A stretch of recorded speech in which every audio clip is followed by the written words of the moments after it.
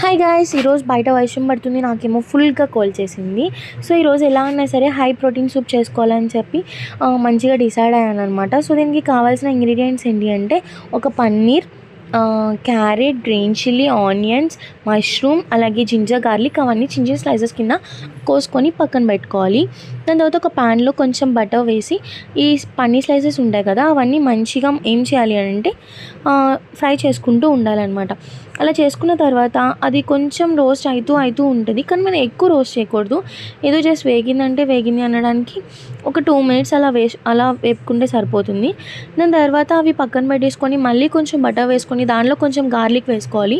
Garlic కూడా పట్టు తీసేసి కొంచెం చిన్న చిన్న స్లైసెస్ ఉంటాయి కదా అవి వేసుకోవాలన్నమాట. దాని తర్వాత కొంచెం ఆనియన్స్ అవన్నీ వేసుకొని ఫ్రై చేసుకుంటూ ఉండాలి, కలుపుకుంటూ ఉండాలి, మాడకూడదు. సో ఈ ఆనియన్స్ అనేవి బాగా ఏం ఫ్రై అవసరం లేదు, జస్ట్ మగ్గితే సరిపోతుంది. మనకి చాలా బాగుంటుంది, టేస్ట్ కూడా కొంచెం కరుకుతున్నట్టు అలా బాగుంటుంది సూప్లో. దాని తర్వాత క్యారెట్ కూడా కొంచెం చిన్న చిన్న క్యూబ్స్ లాగా వేసుకోవాలి. దాని తర్వాత గ్రీన్ చిల్లీస్ కూడా వేసుకొని అవి కూడా చాలా స్లైసెస్ కింద కట్ చేసుకున్నా అవి కూడా వేసుకొని మంచిగా ఫ్రై చేసుకుంటూ ఉండాలి. దీని తర్వాత ఈ లోపల ఏం చేయాలంటే మష్రూమ్స్ కూడా వేయాలి. మష్రూమ్స్ లాస్ట్ని వేయాలి, ఎందుకంటే తొందరగా ఉడికిపోతాయి అన్నమాట. సో దాని తర్వాత ఎగ్ బాయిలర్ తీసుకొని అందులో ఒక ఎగ్ పెట్టేసి బాయిల్ చేసుకుంటూ ఉండాలి స్విచ్ ఆన్ చేసి.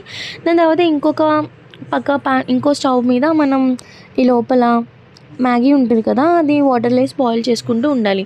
నేను ఈ సూప్స్ ఎప్పుడైనా చేసుకునేటప్పుడు ముందుగానే ప్రీమిక్స్ చేసి పెట్టుకుంటాను అనమాట. ఆ ప్రీమిక్స్లో ఏమేమి ఉంటాయంటే జీలకర్ర, సోంపు, బార్లీ, కందిపప్పు, పెసరపప్పు, ఒక మినప్పప్పు, మిరియాలు అవన్నీ ఫ్రై చేసుకొని మంచిగా ఏం చేస్తా అంటే ప్రీమిక్స్ చేసి పెట్టుకుంటా. సో మనం హాట్ వాటర్ వేసిన తర్వాత ఇందులో ఆ ప్రీమిక్స్ని 2 స్పూన్స్ వేసుకోవాలి. మంచిగా వేసుకున్న తర్వాత అది మనకి థిక్ కన్సిస్టెన్సీ అనేది ఫామ్ అయింది ఒక 20 మినిట్స్కి. ఎందుకంటే ఇవన్నీ పల్సెస్ కదా, ఉడకడానికి కొంచెం టైం పడుతుంది అనమాట. ఈ లోపల మళ్ళీ బటర్ వేసుకొని మళ్ళీ ఒక బాయిల్డ్ ఎగ్ ఉంది కదా 4 కింద స్లైసెస్ కింద చేసుకొని దాన్ని ఫ్రై చేసుకోవాలి. తర్వాత మనం బ్రాత్లో మనకి కావాలంటే నూడిల్స్ అవి వేసుకుంటే రామన్ అయిపోతుంది. సో అలానే టేస్ట్ చేయొచ్చు, ఇలానే టేస్ట్ మాత్రం అల్టిమేట్ ఉంటుంది.